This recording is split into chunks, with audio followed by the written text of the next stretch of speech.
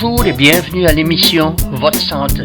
La radio CIFA est fière de vous offrir cette émission sur ses ondes. Le but de cette émission est de vous informer sur différentes maladies qui sont présentes dans nos communautés. Ici Dave Leblanc comme animateur et mon invité à matin est Hubert D'Entremont. Comment ça va, Hubert? Ça va très bien, Dave. Merci pour l'invitation. Ben, t'es bienvenu et il y a moins de mots qui connaissent parce que t'es un homme populaire, toi. Mais pour le monde qui connaît tes points, parlons un peu de toi-même. Par exemple, d'où tu deviens, toi? Pour ceux qui me connaissent point, moi je suis d'origine de la Butte, Metighan River. Okay. C'est une petite maison qui est juste au côté de ce qui est présentement à Riverside à Lobster. Okay. Anciennement Riverside Lobster, c'était un gros hôtel, le hôtel Almay. Et puis au bord de ça, il y avait une petite maison blanche qui était anciennement appelée chez Anthony, pour ceux-là qui se rappellent de longtemps passé. Donc mon père et ma mère, ils avaient acheté ça comme qu'on dit maintenant un starter home, une petite maison débutante, tu sais. Ils étaient justement pas longtemps qu'ils étaient mariés. So ils avaient acheté la petite maison. C'était une maison qui appartenait à Léonard D'Entremont. Léonard D'Entremont a eu un magasin général à la Butte pour des années. Mon père avait payé 1000 pièces pour la maison, pour un starter home. Le starter home a fini avec avoir élevé 6 enfants. Ouais. Et puis, ils ont demeuré là jusqu'à la fin de leur jour. Donc, pas pire pour un petit starter home. Ben oui. Donc, c'était lorsque j'ai grandi. Mon père a travaillé chez AF Thériault toute sa vie. Il a fait sa carrière comme un charpentier et un bâtisseur de bateaux.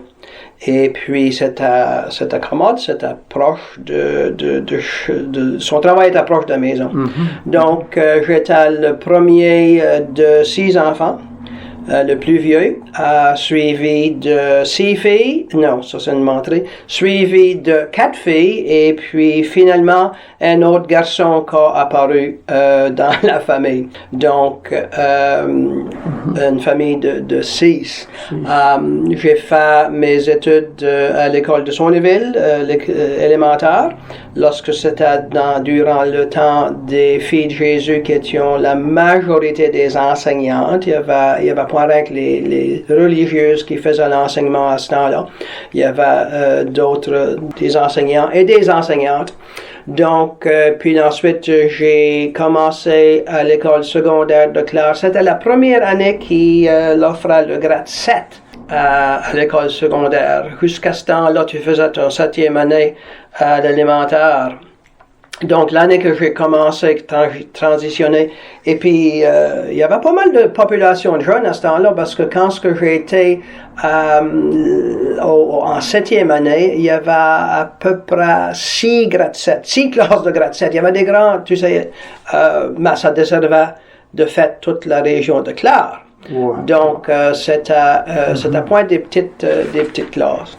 Et puis, quand j'ai fini mon secondaire, j'avais espérance de m'en aller dans le domaine des soins infirmiers. Pour être éligible, pour être admis dans ces programmes-là, on avait besoin au moins 2 sciences. Et puis, moi, j'avais une science.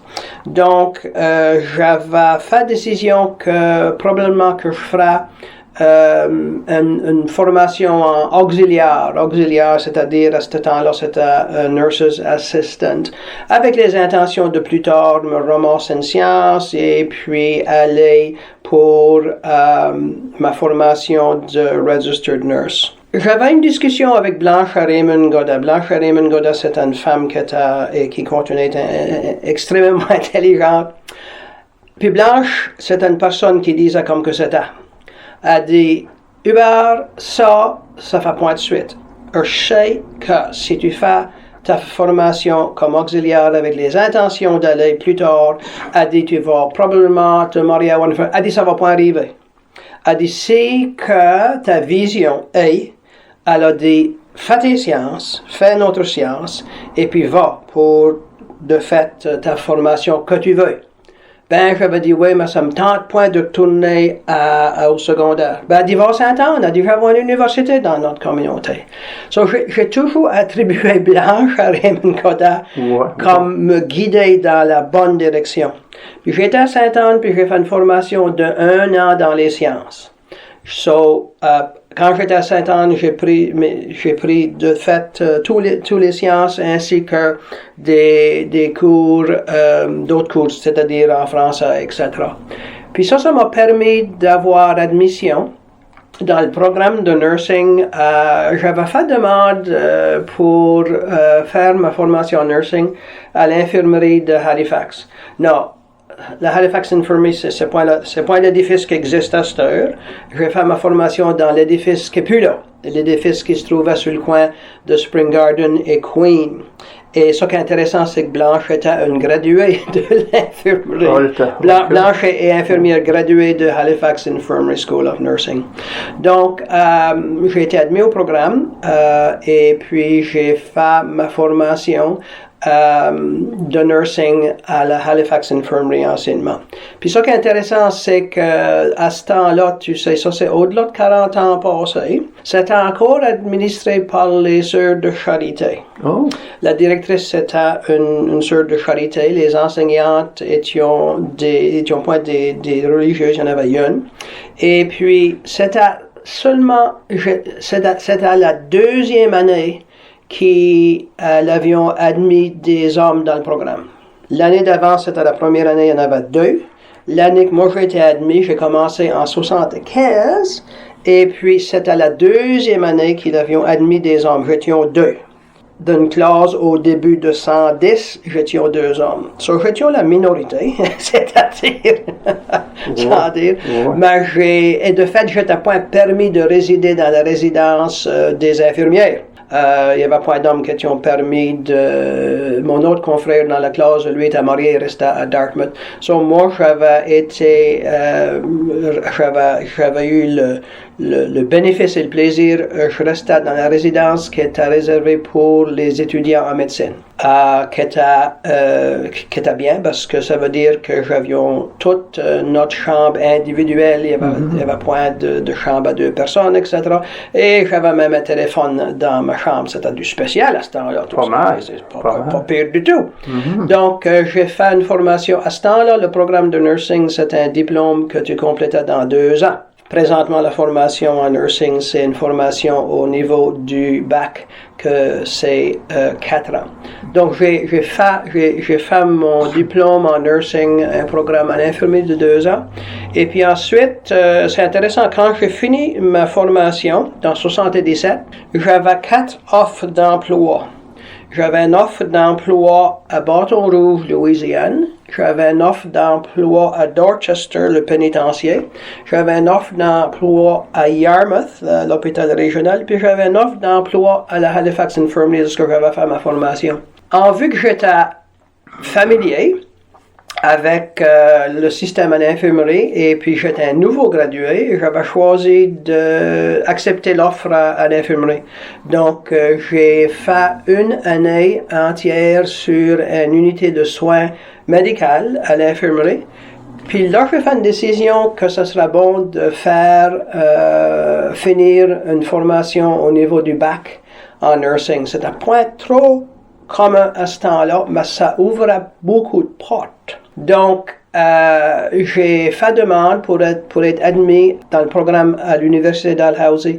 Puis c'est une formation de 3 ans après que tu avais fini ton diplôme de 2 ans. Et puis après que j'ai été admis au programme, j'ai fait demande pour être reconnu pour tous mes crédits à Sainte-Anne. Puis ils m'avaient donné crédit pour mon année à Sainte-Anne. C'est-à-dire qu'au lieu de compléter 3 ans pour faire mon bac, j'ai, grâce à Sainte-Anne, j'ai complété ça dans 2 ans.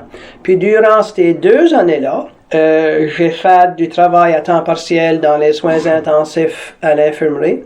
Et puis ensuite, j'ai eu chance à travailler au fameux Northwood Manor.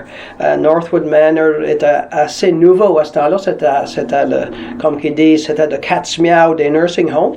Et puis, je travaillais en fin de semaine comme superviseur pour les services de nursing à la Northwood Manor, qui se trouve encore là sur la rue Gottingen, à Halifax. C'est une bonne expérience. C'est une belle expérience.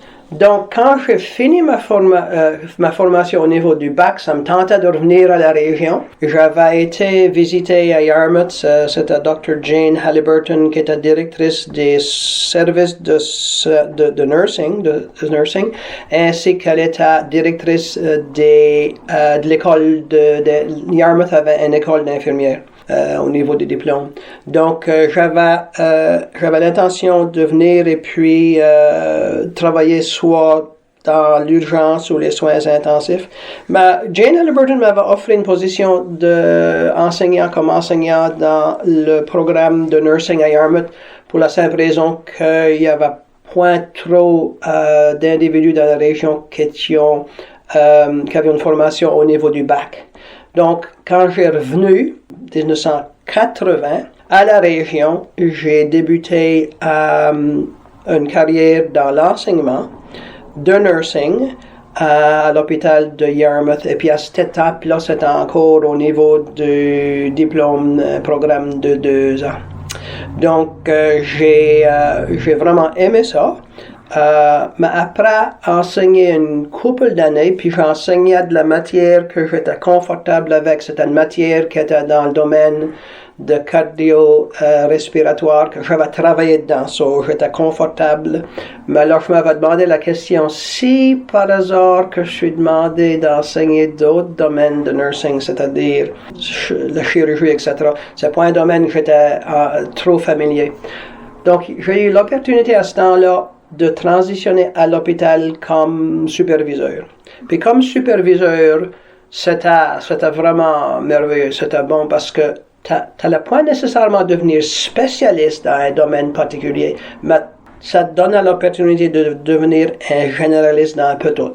Ça veut dire que j'étais responsable comme superviseur pour toutes les unités de soins, mais ça voulait dire qu'il y avait de l'expérience dans le domaine de médecine, chirurgie, santé mentale, urgence, soins intensifs, accouchement, tous les domaines. C'était vraiment une belle expérience lorsque tu avais l'opportunité de développer des connaissances, des compétences dans plusieurs différents domaines. Donc, j'ai travaillé de 83 jusqu'à 94 comme superviseur des services de nursing à Yarmouth. Et puis dans l'intérim, j'avais servi 1 an comme infirmier chef, head nurse, qu'il appelait ça à ce temps-là, sur une unité de soins chirurgicales. C'était l'unité de soins lorsque tout le monde allait pour les cataractes, les yeux. Parce que l'infirmière qui était infirmière chef, head nurse, avait pris un contrat de 1 an pour un autre projet. Donc, durant cette année-là, j'avais concentré rien que sur cette unité-là, puis ensuite j'ai retourné dans mon rôle comme superviseur. Et puis là, dans 94, il y a venu l'opportunité dans la région. Durant tout ce temps-là que je travaillais à temps plein, puis après mon arrivée dans mon retour à la région, j'avais un intérêt. Je faisais l'enseignement, par exemple, de premiers soins, je faisais l'enseignement de CPR, etc. Puis j'avais travaillé beaucoup à supporter Wilfred à Joseph. Wilfred à Joseph et Serena étaient responsables pour les services d'ambulance dans la région. Puis à cette étape-là, les services d'ambulance, chaque région, communauté avait les services d'ambulance. Il y avait une ambulance à Metegan, il y avait 2 ambulances à Yarmouth, il y avait une ambulance à Digby. Puis c'était tout opéré soit par des organisations à but non lucratif, par exemple à Yarmouth, à Metegan, le service ambulance est à la responsabilité du département de feu. Tandis qu'à Yarmouth, il y avait un service d'ambulance offert par Sweeney's Ambulance. Ben, avant d'aller plus loin, on va prendre une petite pause.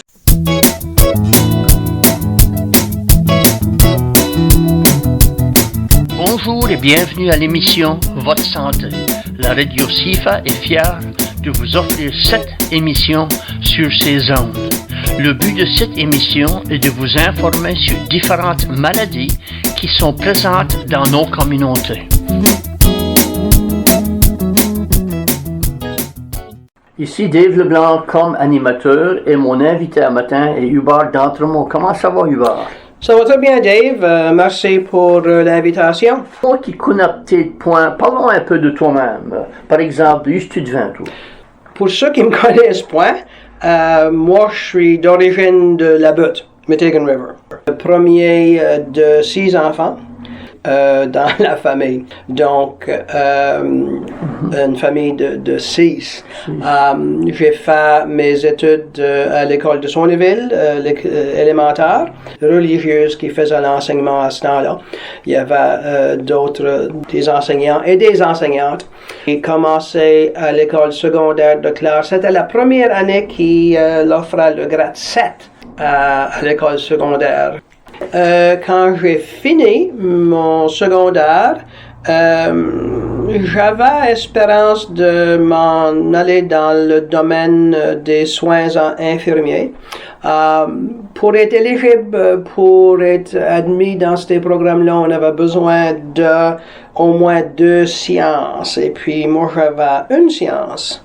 Donc, j'avais fait décision que probablement que je ferais une formation en auxiliaire. Auxiliaire, c'est-à-dire à ce temps-là, c'était Nurse's Assistant, avec les intentions de plus tard me ramasser en sciences et puis aller pour ma formation de Registered Nurse. J'avais une discussion avec Blanche Raymond Godda. Blanche Raymond Godda, c'est une femme qui continue d'être extrêmement intelligente. Puis Blanche, c'est une personne qui disait comme que c'était. Elle dit, Hubert, ça fait point de suite. Je sais que si tu fais ta formation comme auxiliaire avec les intentions d'aller plus tard, elle dit, tu vas probablement te marier à une femme. Elle dit, ça va pas arriver. Elle dit, si que ta vision est, elle a dit, fais tes sciences, fais notre science, et puis va pour de fait ta formation que tu veux. Ben, j'avais dit, oui, mais ça me tente point de retourner au secondaire. Ben, elle dit, va s'entendre, elle dit, j'avais une université dans notre communauté. So, j'ai toujours attribué Blanche à Raymond Godda comme me guider dans la bonne direction.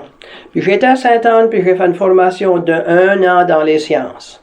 Puis ça m'a permis d'avoir admission dans le programme de nursing à l'infirmerie de Halifax. J'ai fait ma formation dans l'édifice qui est plus là, l'édifice qui se trouvait sur le coin de Spring Garden et Queen. Et ce qui est intéressant, c'est que Blanche était une graduée de l'infirmerie. Blanche est infirmière graduée de Halifax Infirmary School of Nursing.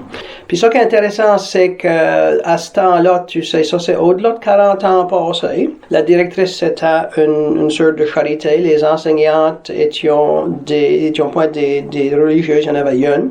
C'était la 2e année l'avion admis des hommes dans le programme. L'année d'avant, c'était la première année, il y en avait 2. L'année que moi j'ai été admis, j'ai commencé en 75.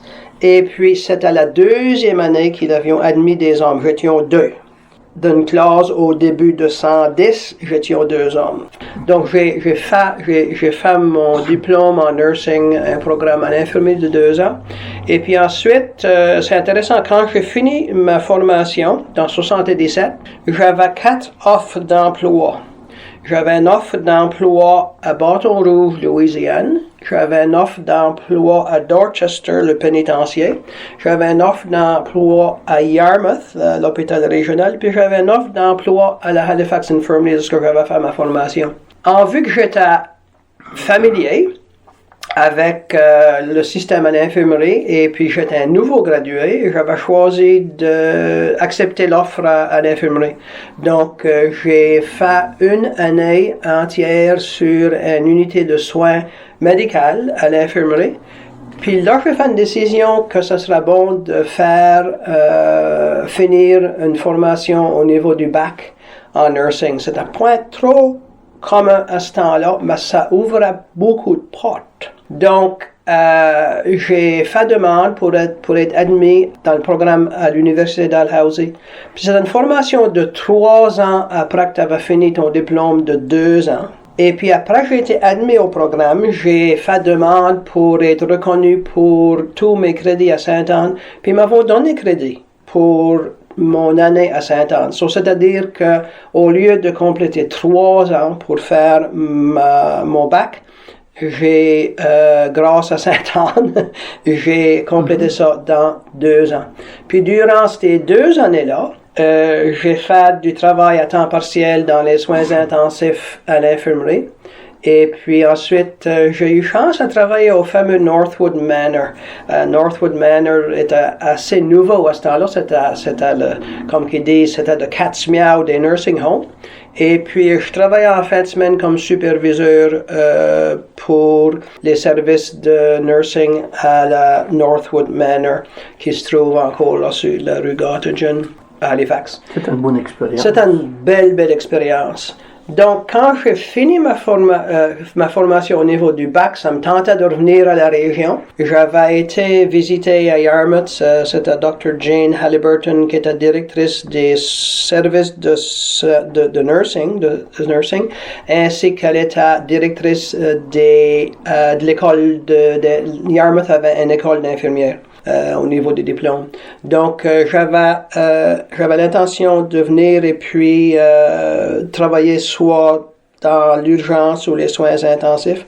Mais Jane Halliburton m'avait offert une position d'enseignant comme enseignant dans le programme de nursing à Yarmouth pour la simple raison qu'il y avait point trop d'individus dans la région qui avaient une formation au niveau du bac.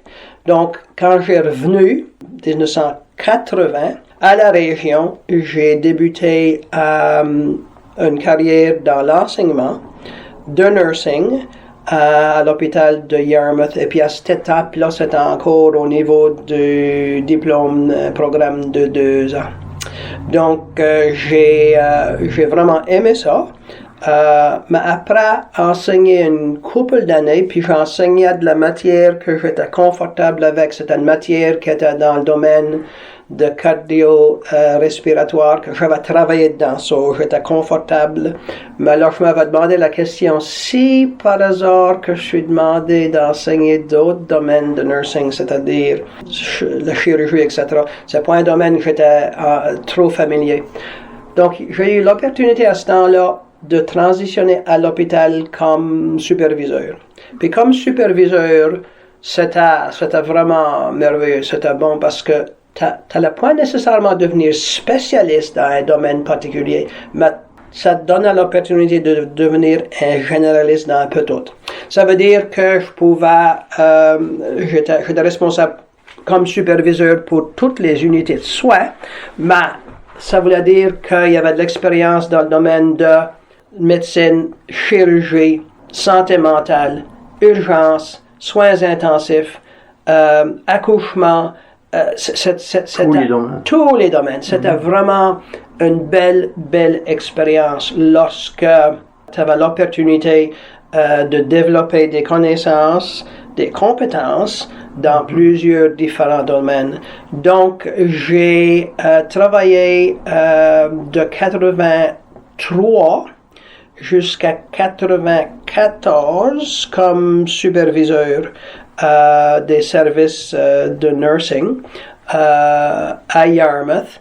Et puis dans l'intérim, j'avais servi 1 an comme infirmier chef, head nurse, qu'il appelait ça à ce temps-là, sur une unité de soins chirurgicale, c'était l'unité de soins lorsque tout le monde allait pour les cataractes, les yeux, parce que l'infirmière qui était infirmière chef, head nurse, avait pris un contrat de 1 an pour un autre projet. Donc, durant cette année-là, j'avais concentré rien que sur cette unité-là, puis ensuite j'ai retourné dans mon rôle comme superviseur. Et puis là, dans 94, il y a venu l'opportunité dans la région. Durant tout ce temps-là que je travaillais à temps plein, puis après mon arrivée dans mon retour à la région, j'avais un intérêt. Je faisais l'enseignement, par exemple, de premiers soins, je faisais l'enseignement de CPR, etc. Puis j'avais travaillé beaucoup à supporter Wilfred à Joseph. Wilfred à Joseph et Selena étaient responsables pour les services d'ambulance dans la région. Puis à cette étape-là, les services d'ambulance, chaque région, communauté avait les services d'ambulance. Il y avait une ambulance à Meteghan, il y avait 2 ambulances à Yarmouth, il y avait une ambulance à Digby. Puis c'était tout opéré soit par des organisations à but non lucratif, par exemple à Yarmouth, à Meteghan, le service ambulance était à la responsabilité du département de feu. Tandis qu'à Yarmouth, il y avait un service d'ambulance offert par Sweeney's Ambulance. Avant d'aller plus loin, on va prendre une petite pause. Bienvenue à l'émission Votre Santé avec moi-même Dave Leblanc comme animateur et mon invité à matin est Hubert D'Entremont. Hubert, juste avant la pause, tu as commencé à parler des services ambulanciers et m'imagine qu'on va se rendre à Meteghan. Je vais nous rendre à Meteghan. Donc, pour plusieurs de ceux qui sont à l'écoute, ils se rappellent que dans la région, dans le passé, jusqu'à l'entour de 1996-17, le service ambulancier est offert par Meteghan Ambulance Service. Dans la région de Yarmouth, il y avait un service qui était offert par Sweeney's Ambulance Service. Ça, c'était une compagnie privée.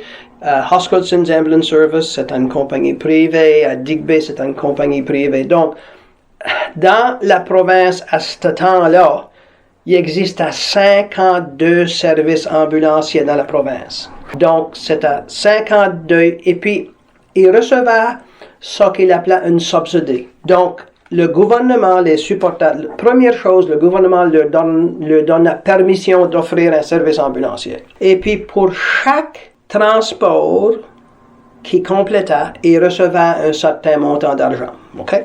Une subsidie. Et puis ensuite, il y avait un montant d'argent de base là, que le gouvernement. Donc, quand j'ai transitionné du service ambulancier de Yarmouth, de mon travail à Yarmouth, Wilfred et Selena avaient décidé, après au-delà de 25 ans, de prendre leur retraite.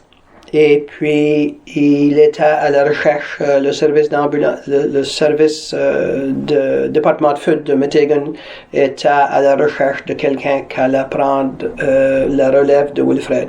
C'était des grands souliers à remplir. Wilfred et Selena, à cette étape-là, il y avait point, faut se souvenir, il y avait point de 911.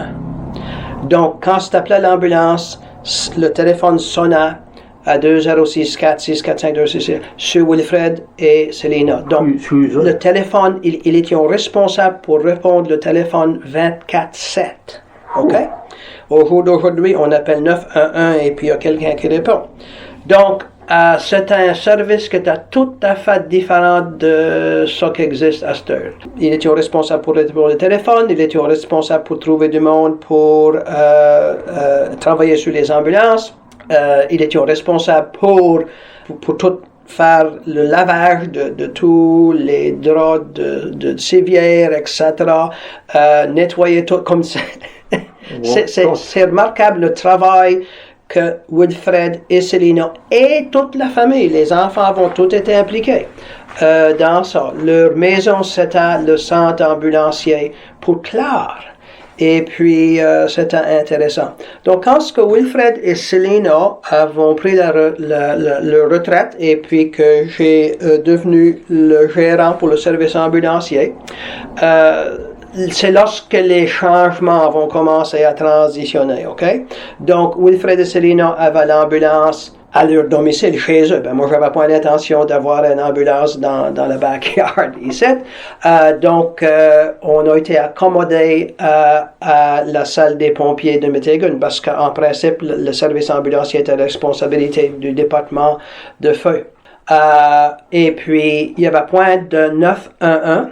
Donc, on avait employé Neil, Marcel et Joséphine de la Pointe-Noire ont devenu nos dispatchers, c'est-à-dire le téléphone était sur Neil et Joséphine. Il assura une réponse 24/7. Ils étaient deux et puis ils avons fait un job formidable durant, le temps entre la transition de Wilfred et Selena et puis l'introduction de le service 911 de dispatch. À cette étape-là, le gouvernement avait commencé à considérer des réformes pour le service ambulancier. 52 différentes ambulances. Ça voulait presque dire que tu avais 52 différents niveaux de standards qui étaient offerts.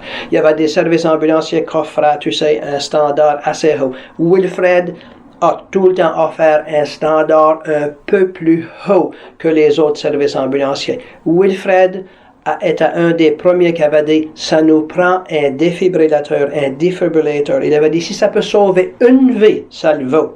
Puis à ce temps-là, l'équipement comme à cette heure, mais à ce temps-là, c'était des grosses pièces, OK? Si tu parles là, un défibrillateur, il m'avait demandé de faire de la recherche, il avait dit, comment est-ce que tu crois que ça coûtera? Ben, j'avais dit, Wilfred, ça va te coûter à peu près, 5-6 000 pièces. Il avait dit, si ça peut sauver une vie, allons l'acheter. Trouve-moi un salesman. Et puis Wilfred avait établi ça avant de retirer. Et puis de fait, point longtemps après, ils avaient sauvé une vie avec ça. Okay. Ils avaient défibrillé quelqu'un qui avait eu un arrêt. Il avait la vision. Wilfred avait une vision. Wilfred avait une vision. Et puis Wilfred était concerné pour sa communauté. Il a tout le temps été, il a travaillé fort pour sa communauté. Donc, à cette étape-là, le gouvernement avait demandé pour une évaluation. Et puis, c'était un anesthésiologiste de Halifax qui avait fait une revue de tous les services. Pas avec les services, mais quoi c'est que les standards? Quoi c'est que les standards d'éducation que le personnel avait? À ce temps-là, tu prenais un cours de first aid, puis tu prenais une autre formation à temps partiel, c'était appelé Emergency Medical Attendant, EMA.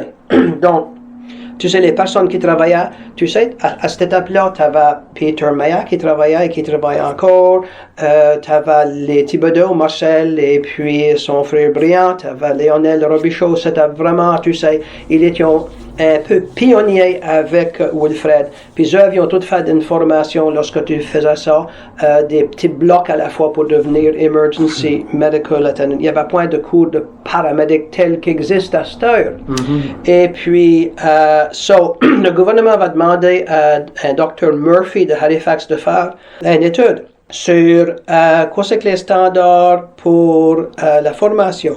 Quoi c'est que les standards des services, quoi c'est que les standards pour l'équipement, etc. C'était appelé le Murphy Report. Donc pour le Murphy, son étude, ça a duré longtemps, ça? Son étude, ça n'a pas pris trop longtemps.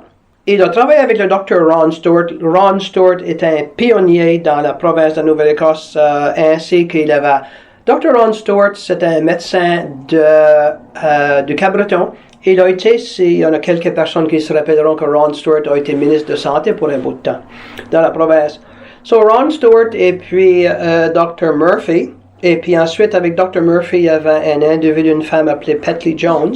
Un gros document qui disait, ça nous prend ça pour la formation, ça nous prend ça pour l'équipement, ça nous prend ça. Et puis ensuite, une des gros messages qu'il avait dit, ça prend un service dans la province au lieu de 52.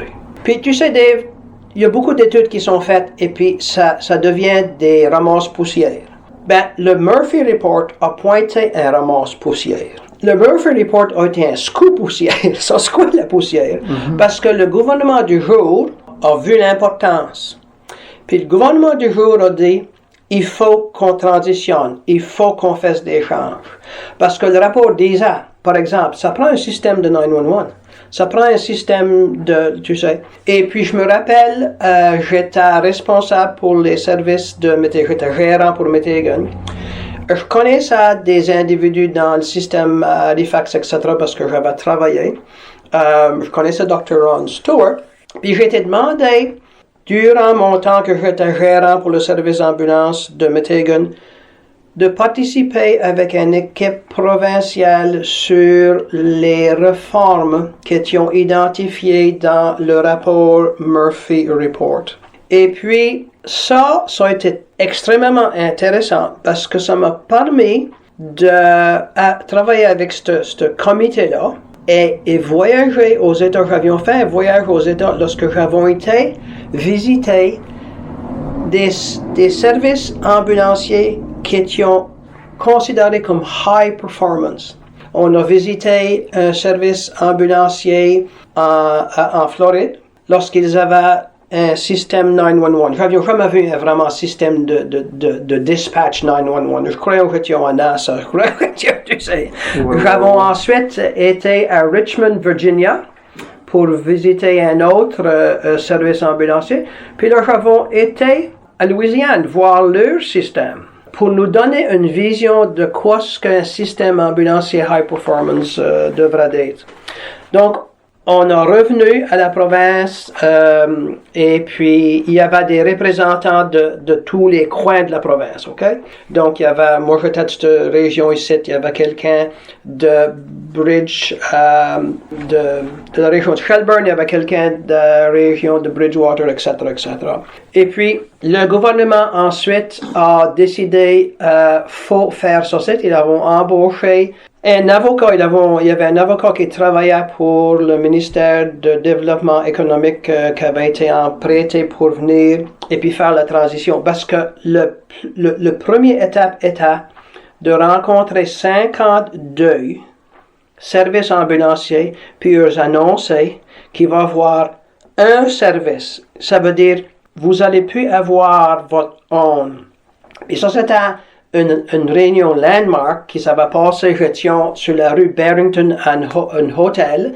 Et puis, quand le gérant, l'avocat, Terry Deegan, a présenté ça, je te dis qu'il y avait pas mal de carillons dans la chambre. Il y avait pas mal de carillons. Et puis, son message était simple. Ça va se faire. Vous pouvez faire le voyage et l'expérience avec nous autres, si vous voulez, ou donc vous pouvez débarquer. Votre service que vous avez présentement va pas exister. Il va devenir un service.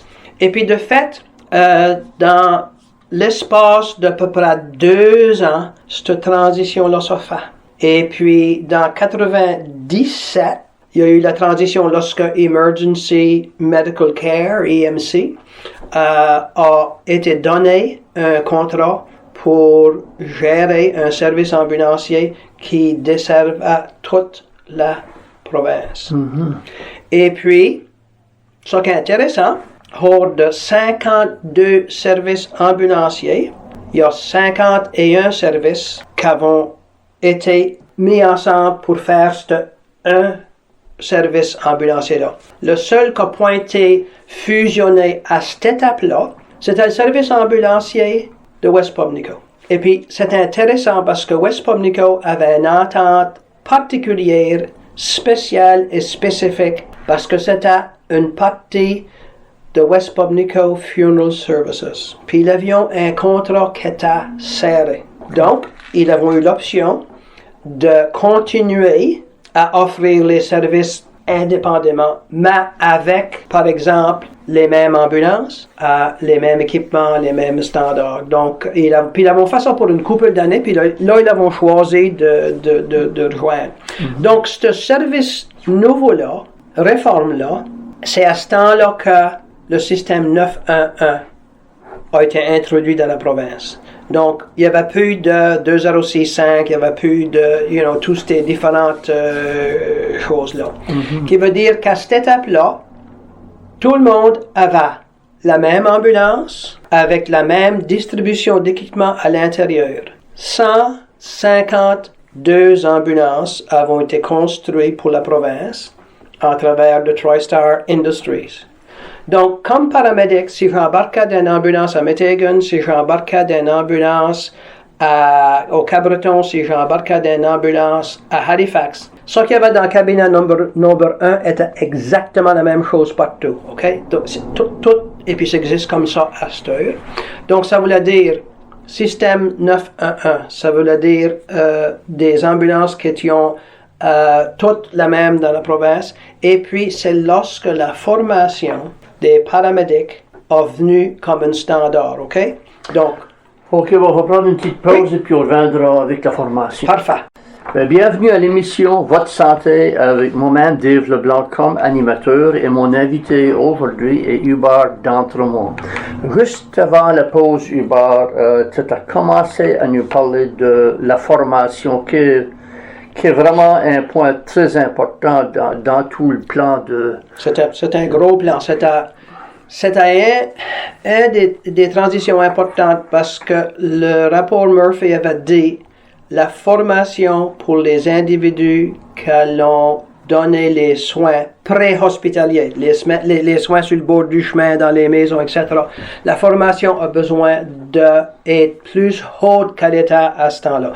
Donc, si tu te rappelles, j'ai mentionné plus tôt, les personnes qui offrent des services sur les ambulances avaient une formation Emergency Medical Attendant, OK? C'est une petite formation qui se passait. Puis ensuite, et avec les réformes, l'exigence était que les personnes avaient besoin d'un certificat de paramédic. Et puis, dans la région, dans la Nouvelle-Écosse, il y avait seule une école de paramédecine dans la région de Dartmouth. Et puis, c'était une formation à ce temps-là de 10 mois. Et puis, c'était 10 mois à temps plein. Et puis, quand ils finissaient leur formation, ils étaient reconnus comme des primary care paramedics, c'est-à-dire c'était des paramédics de base. C'était longtemps que ce programme-là existait? Ce programme-là existait, mais point si large, parce que dans la province, il n'y avait point de besoin. Ça existait dans les autres provinces. Par exemple, en Alberta, au ouest, ça existait parce que c'était le standard. C'était, tu sais, en Ontario, ça existait. Même en Terre-Neuve, ça existait. Mais en Nouvelle-Écosse, ça n'existait pas parce qu'il n'y avait point de besoin. Les individus qui travaillaient sur les ambulances dans la province avaient point jusqu'à cette date-là besoin d'avoir cette grande formation-là. Le programme qui existait déjà, alors c'était seulement pour les ambulanciers de Halifax-Dartmouth? Ou... Non, c'était pour toute la province, okay. Mais 6 mois comme un individu de la région allait faire la formation à Halifax pour être paramédic. Il y avait vraiment point parce que le salaire à cette étape-là, ça vaut la point la peine d'aller faire cette formation-là parce que ça vaut la point relever un salaire tu sais, ça vaut la point la peine Donc, comme gérant du service Emergency Medical Care, qui est un nouveau nom, notre gros défi était, est-ce que allons-nous prendre des paramédics? Donc, ceux-là qui avions Emergency Medical Care, EMA, le petite formation, eux avons été garantis une continuation de leurs emplois, mais ils avaient besoin de faire d'autres modules. Donc, la province a dit, vous pouvez continuer à travailler, mais il faut que vous finissiez des modules. Donc, ils ont fait ça. Mais, pour moi, le défi comme gérant, c'est, est-ce que je trouve plus de paramédics? Donc, j'avais fait du recrutement. J'avais recruté des paramédics de l'Ontario. À cette étape-là, notre avantage était qu'Ontario avait un surplus de paramédics. Donc, j'avais eu du succès à faire du recrutement de l'Ontario. J'avais eu le succès de faire du recrutement de Terre-Neuve. J'avais recruté 6 paramédics de Terre-Neuve. J'en avais recruté 5 d'Ontario. J'en avais recruté 1 de New Brunswick. Et puis, il y avait des individus dans notre région qui avaient fait une décision d'aller. il y avait une école de paramédecine sur l'île du Prince-Édouard, Holland College, à cette étape-là et encore à cette heure. Donc, il y avait des individus dans cette région ici qui avaient été faire de la formation. C'était encore point assez. Et puis, c'était un de mes gros défis. Où tu trouves des paramédics? Et puis, c'est intéressant parce que j'avais rencontré mes confrères qui géraient les services à Yarmouth, Digby, etc. J'avais toujours du capitaine et puis pour une réunion pour regarder où est-ce que fallait nous trouver des paramédics. Puis ce qui est intéressant, quand j'ai sorti de ma réunion, j'ai rencontré Charles Godin. Je connaissais Charles Godin, allô, comment ça va, qu'est-ce que tu fais ici, etc. Ben, je dis, on a une rencontre pour essayer de nous trouver des paramédics. Mais je dis, Charles, tu travailles avec le Collège d'Acadie, je dis, avez-vous quelquefois pensé à la possibilité d'offrir un service, une formation de paramédecine? Ben, il dit, y a-t-il un besoin? Ben, je dis, c'est ça que je suis ici. On va en reparler, Charles dit. Il y avait 2 heures, j'étais sorti de ma réunion et de ma halo avec Charles. Un appel d'Alphonsine Saunier. Alphonsine était la directrice du Collège de l'Acadie à la Butte. Hubert a dit, j'attends dire qu'il y a un besoin pour une certaine formation, il faut qu'on se parle. OK, fine. Donc là, nous avons rencontré Alphonsine, Charles est venu back, et puis le Collège d'Acadie a décidé de considérer offrir une formation en paramédecine. Il n'y avait point de curriculum dans les différents curriculums du Collège de l'Acadie, et puis c'était un curriculum en français. Donc, à cette étape-là, j'ai été demandé de transitionner pour 1 an. Donc, Emergency Medical Care m'a prêté mes services au Collège d'Acadie pour 1 an pour faire une recherche, pour trouver un curriculum et mettre ensemble un programme de paramédecine. Ça nous a emmené à Ottawa, à la cité collégiale, qu'offre une formation de paramédecine en français.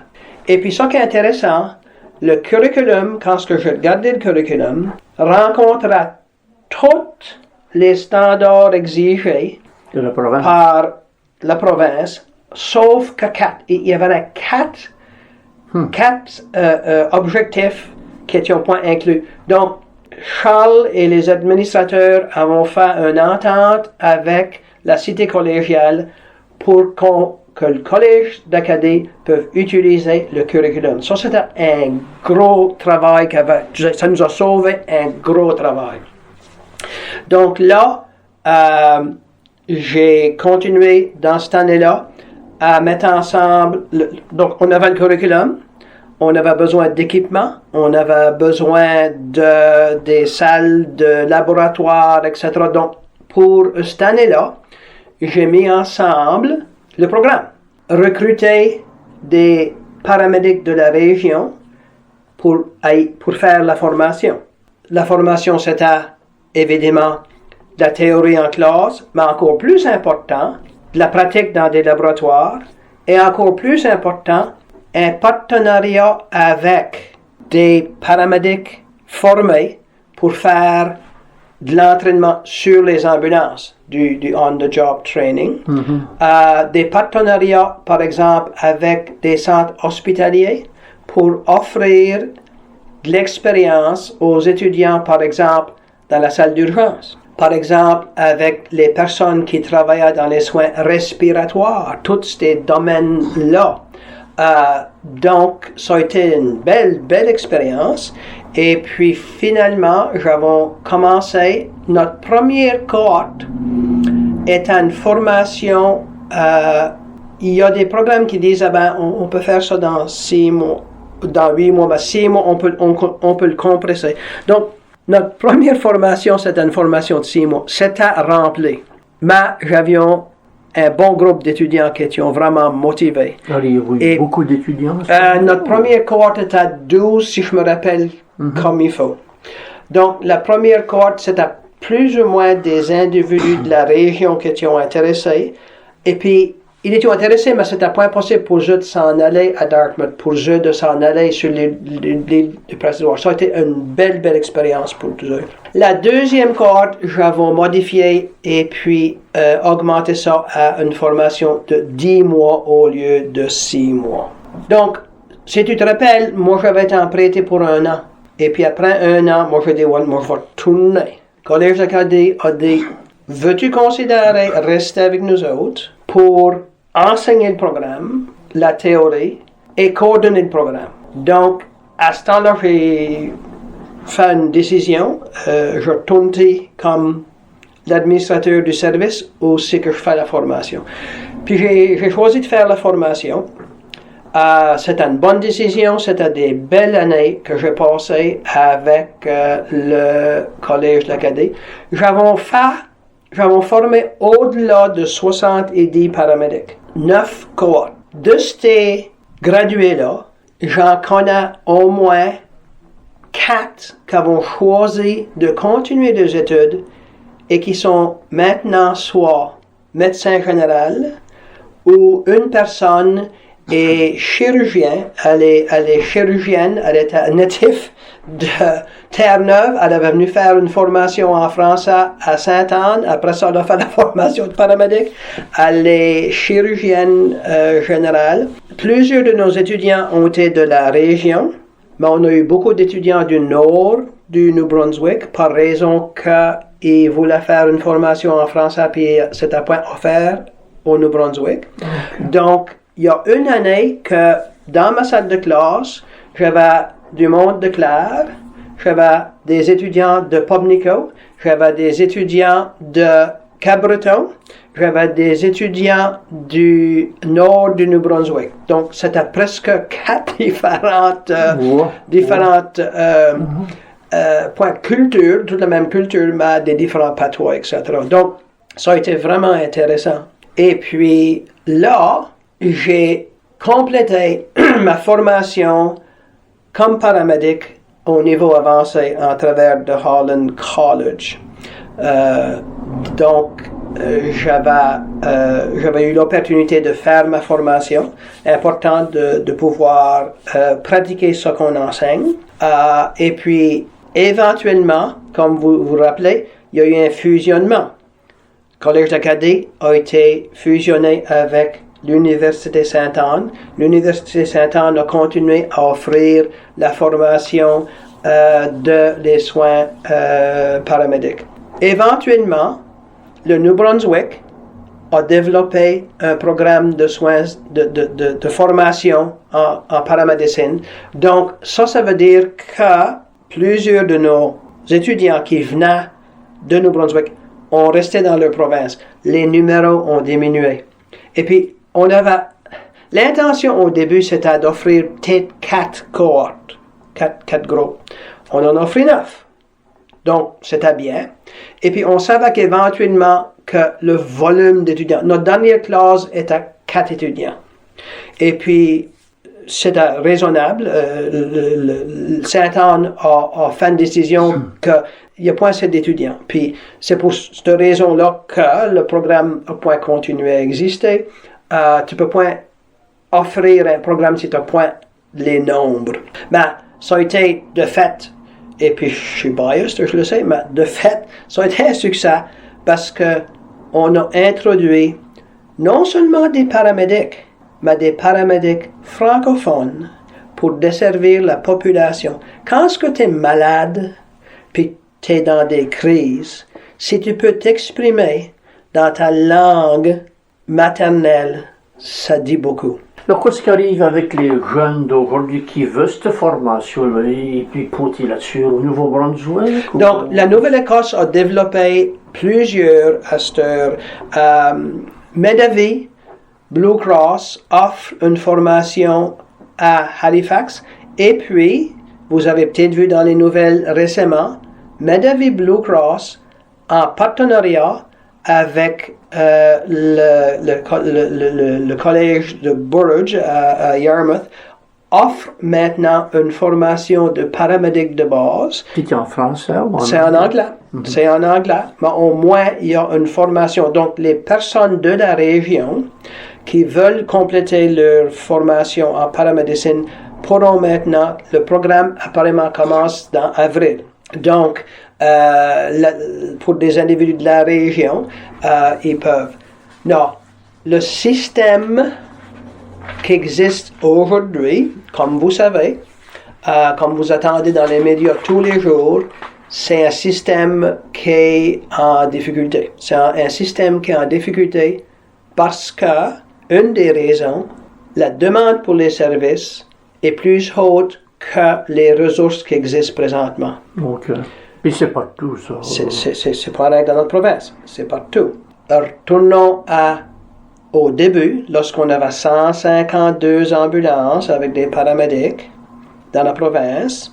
Puis aujourd'hui, puis on regarde 1997, puis depuis ce temps-là, on a encore 152 ambulances. Donc, le nombre d'ambulances a point augmenté. Mais le besoin a augmenté. De beaucoup. De beaucoup. Donc, ça, c'est une des raisons pourquoi le défi courant existe. Et puis, il y a d'autres raisons.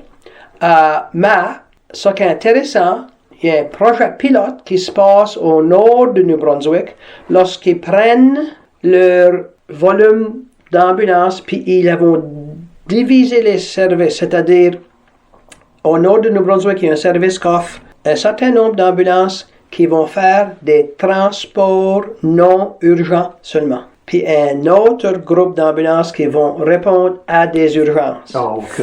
Donc, dans les ambulances, lorsque c'est un transport non urgent, puis par ça, je veux dire, par exemple, j'ai besoin d'aller de l'hôpital à Yarmouth à Kenville pour un test qui peut pas être offert à Yarmouth. C'est pas une urgence. Donc, un paramédic va m'accompagner, mais au lieu d'avoir 2 paramédics, tu as un paramédic, puis une deuxième personne qui va chauffer, mais qu'une petite formation, par exemple, en premiers soins avancés, etc. Donc, c'est ça le projet qui se passe au New Brunswick, et puis j'espère vraiment que la Nouvelle-Écosse va considérer ça. On va prendre une petite pause et on revient tout de suite après. Nous sommes rendus à la dernière partie de l'émission Votre santé avec moi-même, Dave Leblanc, comme animateur, et mon invité à matin, Hubert d'Entremont. Juste avant la pause, Hubert, tu as mentionné qu'il y avait un projet pilote au niveau Brunswick qui a à faire avec les services ambulanciers. Peux-tu voir un projet comme ça s'adapter en Nouvelle-Écosse ou qu'est-ce que tu vois, toi? Dave, j'étais content d'apprendre que ce projet pilote-là existe au Nouveau-Brunswick. C'est intéressant parce que c'est un de mes anciens étudiants du Collège d'Acadie qui travaille dans le système au nord du Nouveau-Brunswick j'ai eu chance à lui parler puis il m'a mis au courant de ce qui se passe. Dave, je crois que c'est absolument important et nécessaire, essentiel, que la Nouvelle-Écosse examine ce qui se passe. Et puis, je suis certain qu'ils avons déjà fait ça. Mais ça serait important que la Nouvelle-Écosse considère, ça prend une réforme. Donc, si on retourne dans, 95, l'étape du rapport Murphy, il y a eu une évaluation. Il faut que la province prenne le temps de faire cette évaluation-là, puis de renouveler c'est quoi notre état à cette heure, c'est quoi les besoins, c'est quoi les défis, c'est quoi ce qui manque, puis comment est-ce qu'on va pouvoir continuer à assurer un service de haute performance qu'on avait. Le système Emergency Medical Care, le système d'ambulance, a été accrédité comme un système de haute performance à peu près 7-8 ans passés. Ces standards-là, malheureusement, existent peu. Si que je croyais que c'est un high performance system, je rêvais en couleur. Donc, il y a besoin d'autres réformes. Mais avant qu'on puisse faire les réformes, il faut s'asseoir et puis avoir un aperçu réalistique et objectif de quoi c'est non seulement les défis, quoi c'est que la cause des défis, quoi c'est que le problème. Et puis, tu sais, Dr. Murphy a fait ça quand c'est venu au temps que le gouvernement a dit, OK, 52 différents services individuels, c'est peut-être pas la meilleure façon d'offrir des services. Donc, la province a besoin, j'avais un budget pour la santé, c'est intéressant. Notre province, le dernier budget qui a sorti 2 semaines passées, 47% du budget appartient à santé. OK? Ben, santé, c'est large. OK? Mais je suis en train de dépenser 47% de nos argent taxes sur un service pour la santé. Et puis, de plus en plus, il y a beaucoup d'individus qui vont pas être médecins de famille ou de praticiens, etc. Les services ambulanciers, ça prend du temps, voir, tu sais, des réponses. Les paramédics sont fatigués. Les paramédics sont surchargés. Pas avec les paramédics, tous les intervenants dans le domaine de la santé, que ce soit paramédic, que ce soit infirmière, médecin, spécialiste, tout le monde. Donc, il y a besoin faut peut-être mettre les breaks, arrêter une minute et dire, OK, quoi c'est le problème? Puis comment est-ce que j'allons allumer le problème? Donc, le modèle qu'ils sont en train de considérer au New Brunswick, je crois, dans mon opinion, que ça pourra facilement aider. Comment est-ce que ça pourra aider? Ça voudrait dire que si qu'on a des ambulances qui sont dédiées à faire des transferts non urgents, ça va nous permettre d'avoir plus d'ambulances, de services qui sont dédiés à les urgences. Quand est-ce que tu as une urgence et puis faut que tu attendes 40 minutes, 50 minutes ou plus qu'une heure, moi, j'ai fait l'expérience l'été passé lorsque je m'en allais, je fais du travail pour les anciens combattants. Donc, j'étais derrière Yarmouth et puis j'ai passé, puis il y avait deux femmes sur le bord de la rue, c'était rural. Donc, il y avait 2 femmes dehors en tunique et puis une autre jeune fille qui était dans le bord de canal avec un homme à terre. Ben, je pensais peut-être que je devrais arrêter, évidemment. Donc, un individu qui était âgé, mais qui était en forme, malheureusement, avait sorti avec le whippersnipper et puis il avait fait un stroke. Donc, j'ai sorti, j'ai fait une évaluation, j'ai demandé, avez-vous appelé l'ambulance? Oui, l'ambulance a été appelée, OK? Et puis, c'était l'été, la personne était assez stable, mais j'avais attendu 1h15 minutes sur le côté du chemin avant qu'une ambulance est arrivée. C'est pas de la faute des paramédics. La faute du système. Donc, tu sais, ça m'a vraiment, rouvert les yeux. Tu sais, ils étaient contents que j'avais passé. Et puis, donc, on a besoin, il y a besoin d'une autre étude, il y a besoin, mais pas une étude rien que pour faire une étude. Je voulais pas un ramasse-poussière. Je voulais un rapport tel que le Murphy Report, que le gouvernement du jour va prendre et puis courir avec. Et puis, pouvoir. Donc, c'était l'affaire d'additionner des ressources, ben, il faut faire une étude. C'était l'affaire de modifier la façon qu'on fait les choses, possiblement. Il y a des solutions, mais c'est que le système pré-hospitalier ambulancier a des défis. Le système de santé à l'intérieur de l'hôpital, des centres hospitaliers a des défis. Le système de médecin familial a des défis. Il y a des défis partout. Mais c'est la santé. On peut pas rien dire, oh ben, c'est ça que c'est. Non, faut que ça soit, faut que la machine s'est allumée. Faut que la machine s'est allumée. Ben, nous avons besoin de la machine. Nous avons besoin de la machine. Ben, ça fait de la suite on devrait pouvoir évaluer un système de temps en temps, tu sais. Il faut, c'est essentiel de faire cette revue,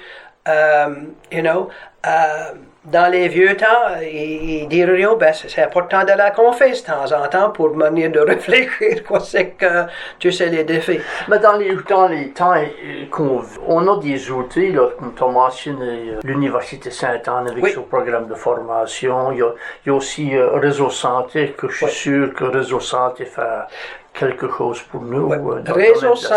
Réseau Santé travaille fort pour pouvoir éduquer, pas avec éduquer, mais développer une meilleure connaissance de l'importance de pouvoir offrir des services de santé, des services de soins dans une langue que la personne va pouvoir être confortable et va comprendre. Parce que, puis moi j'ai vu la grosse différence. J'ai travaillé dans des centres hospitaliers, j'ai travaillé sur l'ambulance, j'ai travaillé dans les communautés. Et puis quand tu as une personne qui est dans une crise, que leur langue maternelle est français, si tu peux leur offrir l'opportunité de s'exprimer dans une langue qui sont confortables et qui comprennent. Puis ça, j'ai vécu ça tout le temps, toujours dans ma carrière. Du début, quand j'étais à l'infirmerie, j'ai supporté des individus, on recevait des patients des îles Saint-Pierre et Miquelon qui pouvaient à peine parler anglais. Et puis, il essayait d'exprimer au médecin où ce que le mal est. Ben, c'était quasi impossible pour eux de faire ça. Puis à plusieurs reprises, je t'ai demandé d'aller aider comme interprète. Et puis le soulagement pour eux de pouvoir parler à quelqu'un dans une langue qu'ils comprenaient, mais point rien que ça, que quelqu'un pouvait leur parler à eux dans une langue qu'ils comprenaient. La même chose existe quand tu es dans une situation de crise, dans une ambulance, sur le bord du chemin, etc., dans l'office du médecin, dans le centre d'urgence. C'est important parce que pour que les spécialistes en médecine, en nursing, etc., peuvent vraiment identifier quoi c'est que le problème, il faut qu'ils comprennent ce que tu es en train de vivre. Puis si tu peux point t'exprimer d'une façon lorsque eux allons comprendre et toi tu peux comprendre, ça peut être dangereux. Ça peut être dangereux. Donc le travail de Réseau Santé, qu'est-ce que Réseau Santé fait? Réseau Santé travaille fort pour continuer à supporter que les intervenants, les personnes qui travaillent dans le domaine de la santé, que ce soit dans les centres hospitaliers, dans des bureaux de médecins, dans des cliniques publiques, dans des ambulances, etc., aient une reconnaissance de pouvoir, si qu'ils peuvent point s'exprimer eux-mêmes en anglais, trouve quelqu'un qui peut. Moi, j'ai fait l'expérience, ma dernière responsabilité, c'est comme administrateur au centre hospitalier à Digby. Puis j'ai toujours dit aux personnes qui travaillaient à Digby, si vous avez quelqu'un qui a de la difficulté à s'exprimer, que ce soit dans la langue française, il y a beaucoup d'immigrés à cette heure, trouvez quelqu'un qui peut. Dans la province, ce qui est intéressant, la province, en collaboration avec le système de santé, a des programmes d'interprétation sur des iPads. Et puis, j'avais pu en avoir un système comme ça. C'est remarquable, Dave, parce que tu rouvres l'iPad et puis tu demandes pour un interprète dans une certaine langue, et puis c'est là. Et puis ils peuvent communiquer, tu donnes permission, la personne donne permission. Donc, c'est important. Parce que oui, on a des personnes dans la région qui peuvent parler en français, mais il y a plus que du français. Il y a d'autres. Mais pour chacun de pouvoir s'exprimer en français et puis pouvoir être communiqué en français, oui, Réseau Santé fait beaucoup de travail pour encourager, supporter des intervenants dans tous les niveaux de services de santé. On est rendu presque à la fin de l'entrevue, Hubert. Y aurait-il quoi que tu voudrais additionner qu'on a peut-être pas touché encore? Je crois que ce qui est important d'additionner, c'est que l'histoire des services ambulanciers dans Clare est intéressante. Et puis ça débute, quand on parle de l'histoire des services ambulanciers dans notre région de Clare, ça commence toujours avec Wilfred et Joseph et ça. Mais c'est important que le monde reconnaisse, ça commençait avant ça. Ça commençait avec le service de Meteghan Funeral Home. Ça commençait avec des personnes comme Francis Abasil. Francis Abasil, quand il travaillait au service de Meteghan Funeral Home, parce qu'au début, c'est Meteghan Funeral Home qui a commencé. Ça a commencé avec Meteghan Funeral Home. Donc, des personnes comme Francis Abasil, des personnes comme Adèle, la femme à Francis, a eu embarqué dans le derrière de Beachwagon et puis aidé des personnes. John a loué à Johnny. plusieurs personnes. Au début. Benoît Basile, comme tous ces pionniers-là. Donc, oui, Wilfred et Serena avons fait un remarquable job. Mais avant, j'ai oublié au point, des personnes qui avaient été là. C'était un Beachwagon, et puis c'était des personnes qui étaient soit bénévoles ou donc qui étaient avec le service. Puis à ce temps-là, il y avait point de subvention du gouvernement.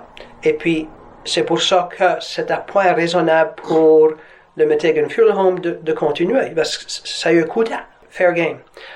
Donc, le service d'incendie, le Meteghan Fire Department avait pris, le gouvernement a commencé à donner des octrois. Donc, merci aux pionniers qui ont été là, et puis qui ont pu passer la chandelle à quelqu'un d'autre, et puis quelqu'un d'autre passe la chandelle. So, j'allons espérer, Dave, que la chandelle va rester allumée. Sûrement. Ils vendent pas mal dans le système d'Astor, mais peut-être qu'ils ont besoin d'un fanal. Toutefois, il y a toujours des solutions. Les solutions allont être le résultat du vouloir des personnes qui ont la capacité de faire ces changes-là. Pas avec la capacité, mais la vision. Donc, c'est important qu'on continue à communiquer, que ce soit avec notre membre de la législature. Les services de santé sont une responsabilité provinciale. Oui, il y a des transferts de fonds, des argents qui viennent du fédéral. Mais la responsabilité pour les soins de santé, c'est une responsabilité provinciale. Donc, on pourra en parler encore pour 3 jours. Ben, on va être obligé de te couper là, mais j'aimerais vraiment te remercier pour ce qu'on a rendu à la fin de l'émission, Hubert. Et un grand merci pour ton temps aujourd'hui. Bon, merci pour l'invitation, ça a été un plaisir, et puis je suis certain qu'on aura l'occasion d'en parler encore. OK, bonjour. Bonjour.